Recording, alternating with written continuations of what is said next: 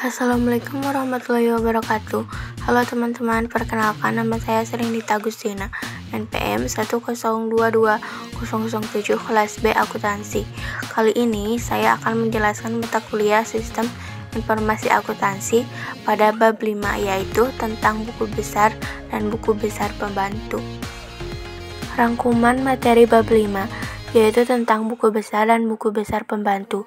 Buku besar atau General Ledger, buku pencatatan akhir atau Book of Final Entry, yang merupakan kumpulan rekening-rekening neraca atau real dan rekening rugi laba atau nominal, menampung ringkasan data yang sudah diklasifikasikan yang berasal dari jurnal, sumber data untuk menyusun neraca, laporan laba rugi, dan laporan perubahan modal.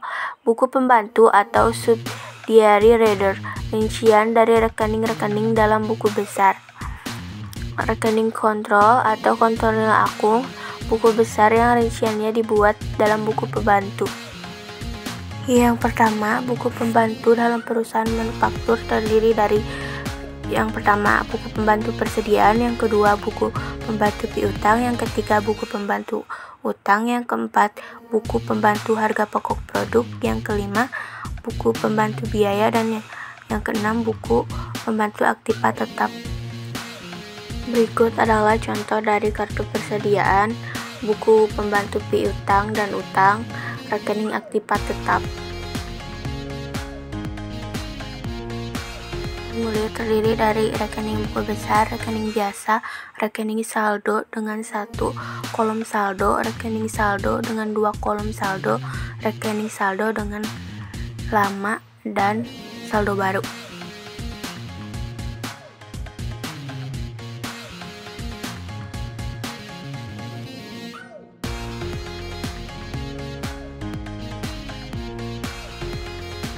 Klasifikasi rekening yaitu berdasarkan laporan keuangan yang rekening diklasifikasikan sesuai dengan susunan dalam neraca dan diklasifikasikan sesuai dengan susunan dalam laba rugi maupun berdasarkan arus nilai. Yang kedua, kode, suatu kerangka yang menggunakan angka atau huruf atau kombinasi angka dari huruf untuk memberi tanda terhadap klasifikasi yang sebelumnya telah dibuat. Memudahkan proses pengelolaan data dengan cara kode, data akan lebih mudah diidentifikasi.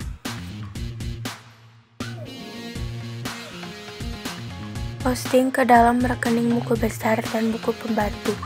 Posting atau pembukuan, proses sortasi dan pemindahan data ke dalam buku besar dan buku pembantu.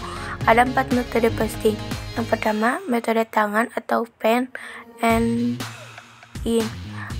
Yang kedua, metode posting langsung atau direct posting dari buku pembantu.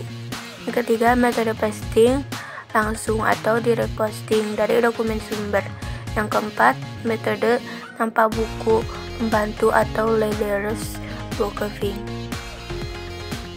Cara penanganan dokumen sumber. Dokumen sumber media terdiri dari media tunggal dokumen sumber yang berisi satu rekening yang debit atau satu rekening yang dikredit. Contoh rektur penjualan.